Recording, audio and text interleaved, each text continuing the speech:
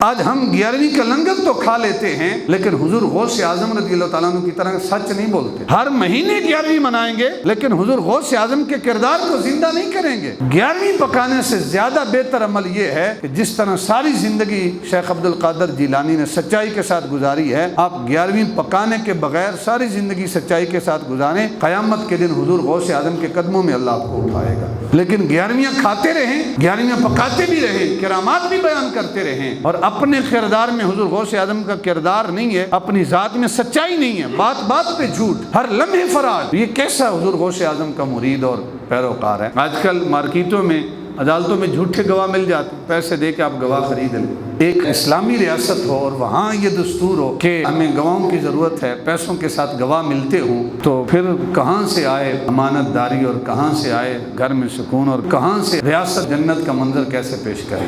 بظاہر یوں ہی محسوس ہوتا ہے کہ سچ بولنے سے کوئی آفت آ سکتی ہے، لیکن آفت آتی نہیں ہے، اللہ انسان کو آفتوں سے بچاتا ہے۔ تو انگریز جج نے ایک فیصلہ اس موقع پہ سنایا اور تاریخی فیصلہ تھا۔ اس نے کہا کہ آج مسلمان ہار گئے ہیں لیکن اسلام جیت گیا ہے۔ یا ایھا الذین آمنوا صلوا علیہ وسلموا تسلیما، الصلاۃ والسلام علیک یا سیدی یا رسول اللہ وعلی آلک واصحابک یا حبیب اللہ، اللہم صل وسلم علی رسولک الکریم وآلہ الطاہرین، رب اغفر وارحم وانت خیر الراحمین۔ اولاد ایک بہت بڑی نعمت ہے، ایک بہت بڑی دولت ہے، اتنی بڑی نعمت ہے کہ اللہ کے نبی رب کی بارگاہ سے اولاد کی نعمت اور دولت مانگتے رہے۔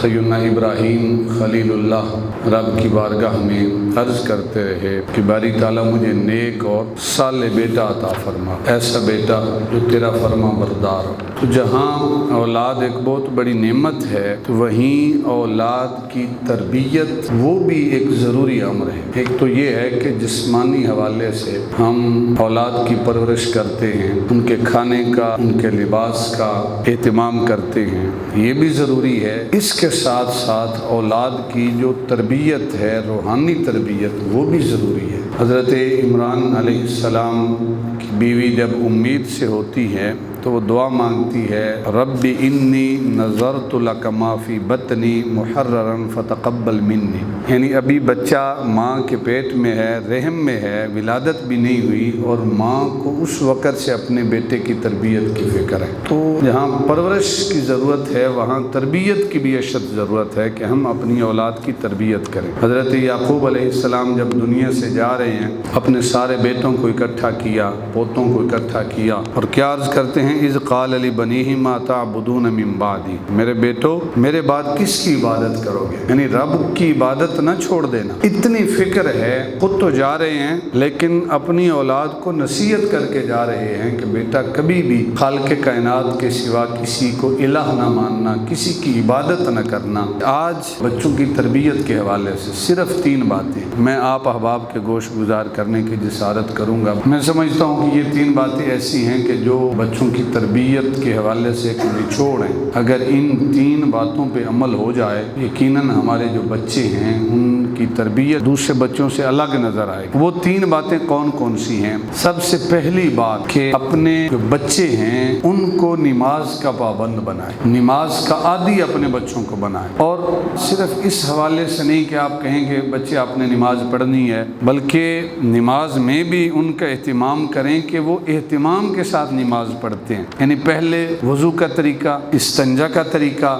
اور اس کے ساتھ ساتھ کہ نماز پڑھنی ہے تو بچے پورے اہتمام کے ساتھ، آرام کے ساتھ، ٹکرے مار کے واپس نہیں آ جانا۔ سب سے بہترین طریقہ تو پریکٹیکلی یہ ہے کہ آپ خود آرام سے سکون کے ساتھ نماز پڑھیں، آرام سے وضو کا اہتمام کریں، تمہارا بیٹا تمہیں دیکھے گا تو وہ بھی اسی طرح نماز پڑھنے کی کوشش کرے گا جیسے تم پڑھتے ہو۔ اللہ کے محبوب کا فرمان ہے نا کہ ان تعبد اللہ کأنک تراہ فإن لم یکن تراہ فإنہ یراک، کہ رب کی عبادت اس طرح کرو گویا کہ تم رب کو دیکھ کر اس کی عبادت کر رہے ہو، تم رب کو دیکھ کر کہہ رہے ہو الحمدللہ رب العالمین، تمام تعریفیں اس اللہ کے لیے ہیں جو عالمین کا رب ہے، الرحمن الرحیم، جو رحمان بھی ہے رحیم بھی ہے۔ ہے، مالک یوم الدین، جو یوم جزا کا مالک ہے، اس کی عبادت اس طرز پہ کرو، اس صورت میں نماز پڑھو گویا تم اس کا دیدار کر رہے ہو۔ اور اگر اتنا زہد اور تقوی اس نہج پہ نہیں ہے تو کم از کم پھر یہ ہونا چاہیے فَإِن لَمْ تَكُنْ تَرَاهُ فَإِنَّهُ يَرَاكَ، اگر تمہارے اندر تقوی اتنا نہیں ہے کہ اس کیفیت میں نماز پڑھو گویا تم خدا کو دیکھ رہے ہو، تو کم از کم تقوی اس نہج پر ہونا چاہیے، اس طرز پہ تم نماز پڑھو کہ میں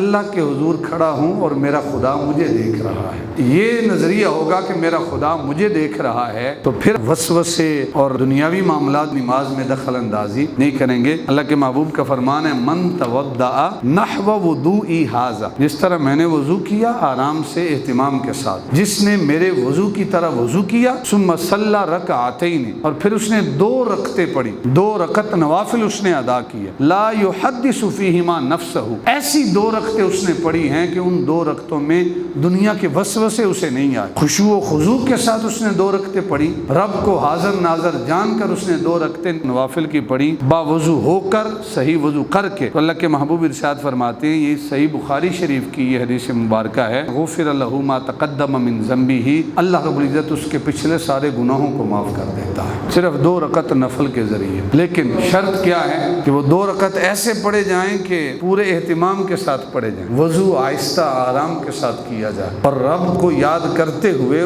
خشوع و خضوع کے ساتھ اس نظریے کے ساتھ 2 رکعت پڑھے جائیں کہ میرا رب تو مجھے دیکھ رہا ہے۔ اس کیفیت میں جب آپ اپنے بچوں کی تربیت کریں گے تو آپ کے بچے بھی اسی خشوع و خضوع کے ساتھ، یعنی ایک ظاہری نماز ہے، ایک باطنی نماز ہے۔ ظاہری یہ ہے کہ آپ 2 رکعت مکمل کرتے ہیں، 4 رکعت مکمل کرتے ہیں، اور باطنی نماز یہ ہے کہ آپ خشوع و خضوع کے ساتھ پڑھتے ہیں، آپ اس نظریے سے نماز پڑھتے ہیں کہ میں 2 رکعت ادا کر رہا ہوں، اللہ رب العزت اس سے مجھے قلبی سکون عطا کرے گا۔ قلبی سکون کی خاطر پڑھیں گے، اس نماز کے ساتھ روحانیت بھی ملے گی اور وہ نماز جو ہے آپ کو برائی اور بے حیائی سے بھی بچائے گی۔ اور جب آپ اس خشوع و خضوع کے ساتھ نماز پڑھیں گے، آپ کے بچے بھی اسی خشوع و خضوع کے ساتھ نماز پڑھیں گے۔ تو پہلا کام آپ نے کیا بچوں کو سکھانا ہے کہ اس کو نماز کا پابند بنانا ہے، اور اس کو نماز کا پابند بنانے سے پہلے ضروری کام یہ ہے کہ آپ خود نماز کے پابند بنیں، آپ نماز کا اہتمام صحیح معنوں میں کریں، پاکیزگی کا لحاظ رکھتے ہوئے کریں۔ یہ آپ دیکھتے ہیں اکثر کہ جو بڑی بڑی مچھلیاں ہوتی ہیں ان کو انہوں نے ٹرین کیا ہوتا ہے کہ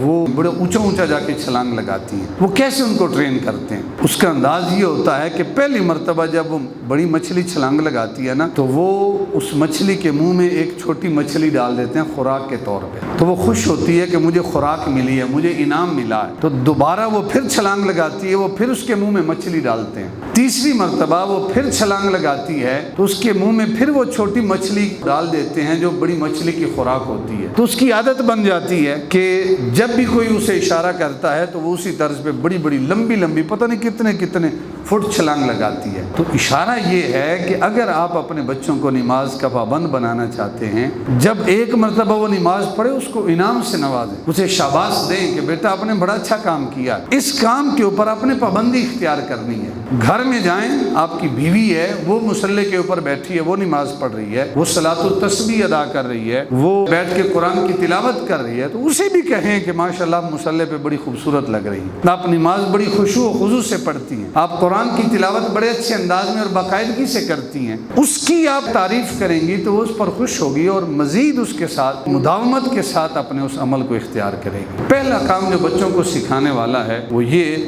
کہ آپ نے بچوں کو نماز کا پابند بنانا ہے۔ صرف 3 کام بچوں کی تربیت کے لیے آج کے اس مختصر ٹائم میں نے بیان کرنے ہیں۔ دوسرا کام کہ بچوں کو خدمت کا عادی بنائیں، یعنی آپ کے گھر میں بے شمار نوکر ہوں گے، اس کے باوجود پھر بھی آپ اپنے بچوں کو خدمت کا عادی بنائیں۔ جب بڑے اٹھتے ہیں تو بچوں کو یہ کہیں کہ بیٹا آپ نے جوتے سیدھے کرنے، مہمان جا رہے ہیں، بزرگ اٹھے ہیں، آپ نے پہلے ان سے اٹھ کے ہر روز بتانا نہ پڑے، اٹھ کے آپ نے جوتے سیدھے کرنے، یہ خدمت ہے۔ جو اس خدمت میں بڑا ہوگا تو وہ کہے گا یار یہ میرا کام ہے، وہ بعد میں شرم محسوس نہیں کرے گا۔ اور اگر شروع سے ہی نوالا بھی آپ نے اس کے منہ میں ڈالنا شروع کیا ہے تو وہ بچہ سستی کا شکار ہوگا، وہ آخر تک یہی کہے گا کہ بھائی کوئی روٹی بھی مجھے کھلائے، میں توڑ کے اپنے منہ میں لقمہ کیوں رکھوں۔ دسترخوان بچھانا ہے، بڑے بھی بچھا سکتے ہیں، لیکن بچوں سے کہیں کہ وہ دسترخوان بچھائیں، اور جو صحیح بچھا رہا ہے ساتھ اس کو داد بھی دیں، ڈانٹے نہیں کہ کہ تمہیں دسترخوان بچھانا ہی نہیں آتا، اسے نہیں پتا ہوگا، ڈالے دسترخوان تو اس سے شاباشی دیں کہ بیٹا آپ نے بڑا اچھا دسترخوان ڈالا ہے، نیکسٹ وہ اور کوشش کرے گا کہ میرے والد نے مجھے شاباشی دی ہے، میرے بھائی نے مجھے شاباش دی ہے، میں نے اگلی مرتبہ اس سے اور بہتر انداز میں کوشش کرنی ہے۔ جو دوسرا کام آپ نے کرنا ہے وہ خدمت کا جذبہ آپ نے پیدا کرنا ہے۔ یاد رکھیں کہ عبادت سے جنت ملتی ہے اور خدمت سے خدا ملتا ہے۔ یہ چیز آپ اپنے بچوں کے ذہنوں میں ڈالیں، اپنے گھر کے کام کاج میں اپنے بڑوں کا، والدین کا ہاتھ بٹھائیں۔ کچھ کام جو ہیں وہ والدین کے، کچھ بچوں کے ذمہ لگائیں کہ بیٹا میں تیرے لیے ناشتہ تیار کرتی ہوں، تو اپنے لیے بوٹ پالش کر لے تاکہ اس کی عادت ہو جائے۔ یہ چھوٹے چھوٹے جو کام ہیں کوشش کریں کہ اپنے جو بچے ہیں ان کو ان چیزوں کا عادی بنائیں۔ دو چیزیں ہوں گئی، ایک نماز کا پابند بنانا ہے، دوسرا خدمت کا عادی اپنے بچے کو بنانا ہے۔ تیسری اور آخری شے کہ اپنے بچے کو سچ بولنا سکھائیں۔ یہ صرف 3 باتیں اگر ہمارے بچے سیکھ لیں، نماز کی پابندی کے ساتھ ان کے اندر وقت کی پابندی آئے گی۔ دوسرا خدمت کا عادی بنائیں، خدمت کی عادت کے ساتھ وہ کام چور نہیں بنیں گے، بعد میں جو بھی کام آئے گا وہ خوش دلی سے کریں گے،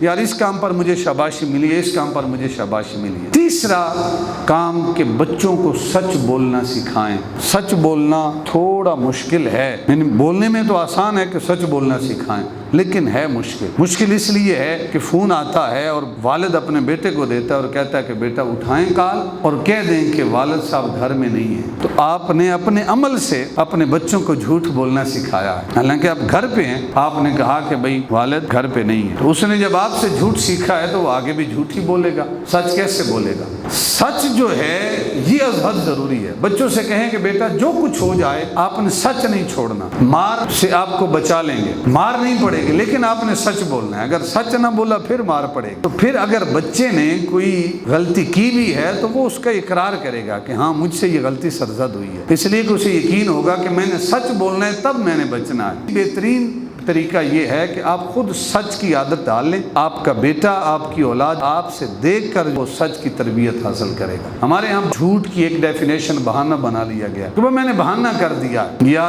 جو انگلش میں ایک لفظ استعمال ہوتا ہے کہ اسٹیٹمنٹ چینج کر دیا ہم نے، یعنی اپنا جو بیان تھا وہی ہم نے بدل لیا۔ آج کل مارکیٹوں میں، عدالتوں میں جھوٹے گواہ مل جاتے، پیسے دے کے آپ گواہ خرید لیں۔ ایک اسلامی ریاست ہو اور وہاں یہ دستور ہو کہ ہمیں گواہوں کی ضرورت ہے، پیسوں کے ساتھ گواہ ملتے ہوں، تو پھر کہاں سے آئے امانت داری اور کہاں سے آئے گھر میں سکون اور کہاں سے ریاست جنت کا منظر کیسے پیش کرے؟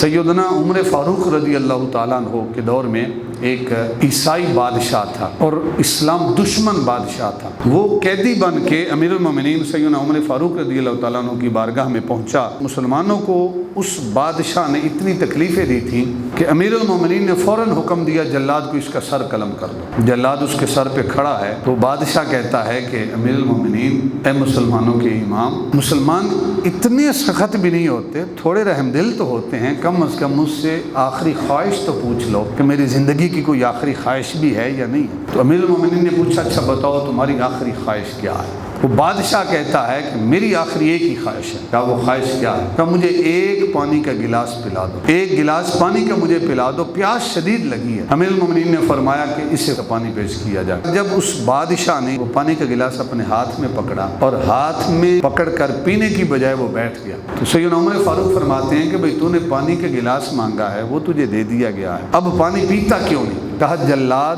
میرے سر پہ کھڑا ہے، میں کیسے پانی پی سکتا ہوں اس کے ڈر کے مارے، وہ تلوار لے کر کھڑا ہے، میرا سر تن سے جدا کرے گا، مجھے تو ڈر ہے کہیں ایسا نہ ہو کہ میں پانی ادھر پینا شروع کروں، وہ تلوار چلائے اور میرا سر تن سے جدا کر دے۔ جب امیر المومنین عمر فاروق رضی اللہ تعالیٰ عنہ نے سنا تو آپ نے فرمایا کہ جب تک تو یہ پانی کا گلاس نہیں نہ پیے گا اس وقت تک میں جلاد کو حکم نہیں دوں گا کہ وہ تیرا سر قلم کر دے۔ جب تک تو یہ گلاس پانی کا نہیں پیے گا اس وقت تک جلاد کو حکم نہیں ہوگا کہ تیرا سر تن سے جدا کرے، اس لیے تو آرام سے آہستہ سکون کے ساتھ پانی کا گلاس پی لے۔ اس نے کہا کہ اے امیر المومنین، اے عمر فاروق، کیا یہ بات حق ہے کہ جب تک میں یہ گلاس کا پانی نہیں پیوں گا اس وقت تک میرا سر تن سے جدا نہیں کیا جائے گا؟ امیر المومنین نے فرمایا ہاں یہ وعدہ ہے، قول ہے ہمارا آپ کے ساتھ۔ اس نے کیا کیا؟ اس نے وہ پانی کا گلاس لیا، پینے کی بجائے اس کو نیچے زمین پہ انڈیل دیا، پیا نہیں ہے۔ تو امیر المومنین بھی حیران، باقی مسلمان جو ہیں حضور کے صحابہ وہ بھی حیران کہ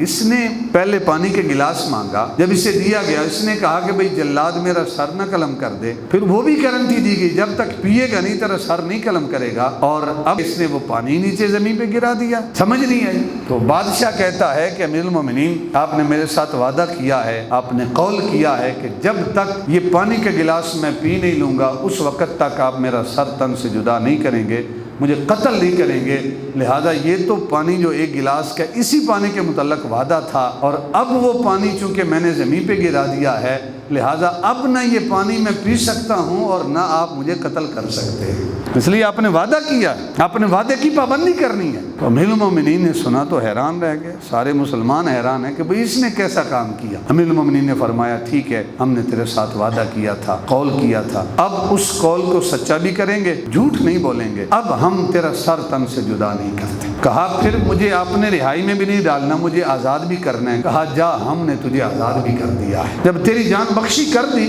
اب تجھے آزاد بھی کر دیا۔ مسلمان پریشان ہیں کہ اس نے اتنے ظلم کیے ہیں، اسے کیسے چھوڑا جا رہا ہے، یہ تو پھر مسلمانوں کے اوپر ظلم کرے گا۔ جب امیر المومنین نے اس کو آزاد کیا کہ جا ہماری طرف سے تو آزاد ہے، جہاں جانا چاہتا ہے چلا جا، اس عیسائی بادشاہ نے جب امیر المومنین کا وہ وعدہ دیکھا، وعدے کی پابندی دیکھی، اس کے اوپر سچائی دیکھی کہ زبان سے ایک لفظ نکلا ہے پھر اس کے اوپر ڈٹ کر کھڑے ہو گئے، اس کے خلاف نہیں گئے۔ کہا امیر المومنین آپ نے ایک لفظ بول کر اس کے اوپر پہرا دے کر اسلام کی سچائی میرے سامنے واضح کر دی ہے، اب میں دین عیسائیت کو چھوڑتا ہوں، محمد عربی کا کلمہ پڑھائیں اور مجھے بھی محمد عربی کا غلام بنا دیجیے۔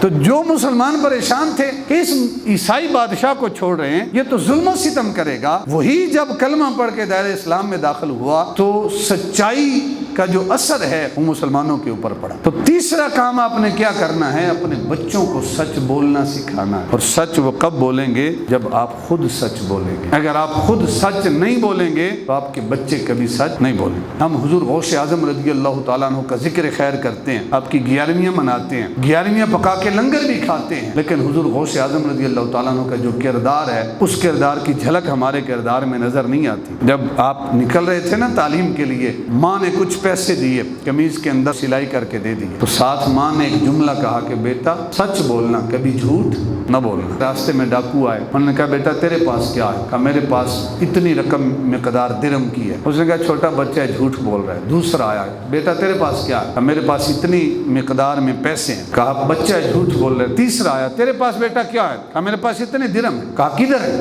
اس نے کہا یہ دیکھیں اندر قمیض کے اندر سلے ہوئے۔ ڈاکو نے کہا بیٹا تم جھوٹ بول دیتے، جھوٹ بولتے تو آپ کی یہ پیسے بچ جانے تھے، ہم نے کون سا تیری اندر سے تلاشی لینی تھی؟ کہا نہیں، جب میری ماں نے مجھے روانہ کیا تھا تو میری ماں نے مجھے کہا تھا بیٹا جو کچھ بھی ہو جائے جھوٹ نہیں بولنا۔ تو یہ تو 40 درہم ہے، اگر میری جان بھی چلی جائے تو میں کبھی جھوٹ نہیں بولوں گا، میں سچ کا سہارا لوں گا۔ اس چور نے حضور غوث اعظم شیخ عبد القادر جیلانی رضی اللہ تعالیٰ عنہ کو اپنے سردار کے پاس لے کر گیا، کہا کہ یہ چھوٹا بچہ ہے لیکن ماں کی بات اس نے کتنی مانی ہے۔ بڑے ڈاکو نے سنا تو اس نے بھی انٹرویو کیا، کہا کہ جب یہ چھوٹا بچہ ہو کے اپنی ماں کا اتنا فرما بردار ہے تو میں رب کا بندہ ہو کے رب کا کتنا نافرمان۔ اس نے توبہ کی اور جن لوگوں کا مال چھینا تھا سب کو واپس کر دیا۔ اگر حضور غوث اعظم رضی اللہ تعالیٰ نے جھوٹ بولتے صرف اپنے 40 درہم بچتے، آپ نے سچ بولا تو سارے قافلے والوں کا سامان واپس ہو۔ بظاہر یوں ہی محسوس ہوتا ہے کہ سچ بولنے سے کوئی آفت آ سکتی ہے، لیکن آفت آتی نہیں ہے، اللہ انسان کو آفتوں سے بچاتا ہے۔ آج ہم 11ویں کا لنگر تو کھا لیتے ہیں لیکن حضور غوث اعظم رضی اللہ تعالیٰ عنہ کی طرح سچ نہیں بولتے۔ 11ویں تو پکا لیتے ہیں لیکن حضور غوث اعظم رضی اللہ تعالیٰ عنہ کی طرح سچ بولنا ہمیں گوارا نہیں ہوتا۔ ہر مہینے 11ویں منائیں گے لیکن حضور غوث اعظم کے کردار کو زندہ نہیں کریں گے۔ 11ویں کے نام پہ پیسے بھی اکٹھے کریں گے، لنگر بھی پکائیں گے، حضور غوث اعظم کی کرامات بھی بیان کریں گے، لیکن حضور غوث اعظم کا جو کردار ہے وہ کردار ہمیں اپنے کردار میں نظر نہیں آئے گا۔ 11ویں پکانے سے زیادہ بہتر عمل یہ ہے کہ جس طرح ساری زندگی شیخ عبد القادر جیلانی نے سچائی کے ساتھ گزاری ہے، آپ 11ویں پکانے کے بغیر ساری زندگی سچائی کے ساتھ گزاریں، قیامت کے دن حضور غوث اعظم کے قدموں میں اللہ آپ کو اٹھائے گا۔ لیکن 11ویں کھاتے رہیں، 11ویں پکاتے بھی رہیں، کرامات بھی بیان کرتے رہیں اور اپنے کردار میں حضور غوث اعظم کا کردار نہیں ہے، اپنی ذات میں سچائی نہیں ہے، بات بات پہ جھوٹ، ہر لمحے فراڈ، یہ کیسا حضور غوث اعظم کا مرید اور پیروکار ہیں۔ تیسری بات آپ نے اپنے بچوں کو کیا سکھانی ہے؟ ہمیشہ بیٹا سچ بولنا، جان جاتی ہے تو چلی جائے، نقصان ہوتا ہے تو ہو جائے، لیکن کبھی جھوٹ نہیں بولنا۔ یہ تین باتیں اگر آپ اپنے بچوں کو سکھا لیں، یقین کریں اس سے بڑھ کر اور آپ کے بچوں کے لیے تربیت کوئی نہیں ہے۔ جب ہندوستان اور پاکستان برے صغیر اکٹھا تھا تو ایک جگہ کے اوپر تھوڑا ہندوؤں کا اور مسلمانوں کا آپس میں کیس چل رہا تھا۔ ہندو کہتے تھے کہ ہماری ہے، مسلمان کہتے تھے ہماری ہے۔ جب قومی مسئلہ بن جائے تو معاملہ بڑا لمبا ہو جاتا ہے۔ ہندو کہتے تھے کہ اگر عدالت میں کیس ہمارے حق میں ہوا تو ہم یہاں مندر بنائیں گے۔ مسلمان کہتے تھے کہ اگر ہمارے حق میں کیس ہوا تو ہم یہاں پہ مسجد تعمیر کریں گے۔ جج انگریز تھا، اس نے کہا بھئی کوئی ہے ایسا بندہ جو فیصلہ سنا سکے، جو بتا سکے کہ حقیقت میں یہ جگہ کس کی ہے؟ ہندوؤں نے کہا ہماری نگاہوں میں ایک بندہ ہے۔ کہا وہ کون ہے؟ کہا فلاں صوفی بزرگ بندہ ہے، اللہ کا بڑا نیک بندہ ہے مسلمان، ہندو نہیں ہے۔ ہندو گواہی دے رہے ہیں کہ وہ اللہ کا جو نیک بندہ ہے، جو مسلمان ہے، وہ جو فیصلہ دے دے، وہ کہے کہ مسلمانوں کی ہے ہم دستبردار ہو جائیں گے، وہ کہے کہ ہماری ہے تو مسلمانوں کو دستبردار ہونا پڑے گا۔ تو انگریز جج نے کہا ٹھیک ہے، اس بندے کے اوپر آپ کی رائے متفق ہے تو ہم ڈیٹ رکھ لیتے ہیں، اس ڈیٹ کو مسلمان کو، اس بابا جی کو بلائیں گے، بزرگوں کو، اس نے جو فیصلہ دے دیا اس کے متعلق ہم فیصلہ کر دیں گے۔ تو مسلمان بڑے خوش تھے کہ مسلمان نے فیصلہ دینا ہے، لہذا مسجد بنے گی، مسلمانوں کے حق میں فیصلہ ہوگا۔ ہندو پریشان تھے، انہوں نے کہا بھئی مسلمان سے ہی فیصلہ کروانا تھا۔ جب موجودہ تاریخ آئی، انگریز جج نے بزرگوں سے پوچھا کہ آپ بتائیں یہ جگہ ہندوؤں کی ہے یا مسلمانوں کی ہے؟ اس لیے کہ یہاں اگر ہندو کے حق میں فیصلہ ہوتا ہے تو وہ یہاں مندر بنائیں گے، مسلمانوں کے حق میں اگر آپ گواہی دیں گے تو پھر یہاں مسجد بنے گی۔ اس مسلمان نے فیصلہ دیا کہ یہ جو جگہ ہے جس پر کیس چل رہا ہے یہ مسلمانوں کی نہیں ہے، یہ ہندوؤں کی ہے۔ حقیقت میں یہ کس کی ہے؟ ہندوؤں کی۔ بندہ مسلمان ہے، گواہی ہندوؤں کے حق میں دے رہا، انگریز جج ہے، کہا یہ ہندوؤں کی جگہ ہے۔ ہندو بڑے خوش۔ انگریز نے کہا تو بھئی اگر ہندوؤں کی ہے تو وہ اس پہ مندر بنائیں گے، آپ کیسے کہہ رہے ہیں کہ یہ ہندوؤں کی ہے؟ کہا جب ہندوؤں کی جگہ ہے، چاہے مندر بنائیں، چاہے گرجا گھر بنائیں، چاہے جو مرضی بنانا چاہیں، جب جگہ ان کی ہے۔ تو انگریز جج نے ایک فیصلہ اس موقع پہ سنایا اور تاریخی فیصلہ تھا۔ اس نے کہا کہ آج مسلمان ہار گئے ہیں لیکن اسلام جیت گیا ہے۔ مسلمان ہار گئے ہیں لیکن اسلام جیت گیا ہے، اسلام جیت گیا ہے، اسلام سچا مذہب ہے۔ اس لیے کہ بزرگوں نے جو فیصلہ دیا ہے، جو گواہی دی ہے، اپنی برادری کی سائیڈ نہیں لی، اپنے قوم کی سائیڈ نہیں لی، حق پر مبنی فیصلہ دیا ہے۔ لہذا آج مسلمان تو ہار گئے لیکن اسلام آج جیت گیا ہے۔ جو ہندو جن کے حق میں فیصلہ ہوا تھا وہ سامنے کھڑے ہوتے ہیں اور کہتے ہیں اے انگریز اگر تیری نظروں میں اسلام جیتا ہے اور اسلام سچا مذہب ہے تو آج ہم بھی اعلان کرتے ہیں ہم اپنا ہندو مذہب چھوڑ کے سارے دائرہ اسلام میں داخل ہوتے ہیں، اور اب یہاں ہندوؤں کا مندر نہیں بنے گا، ہم مل کر یہاں مسلمانوں کی مسجد تعمیر کریں گے۔ یہ ہے سچ کی طاقت۔ آپ اپنے بچوں کو یہ تین باتیں سکھائیں، بیٹا سچ بولنا ہے، نماز کا پابند بنائیں اور خدمت کا عادی بنائیں۔ یہ تین باتیں آپ اپنے بچوں کو سکھا دیں، یقین کریں اس سے بڑھ کر بچوں کے لیے اور کوئی تربیت نہیں ہو سکتی۔ خالق کائنات ہم سب کو عمل کی توفیق عطا فرمائے۔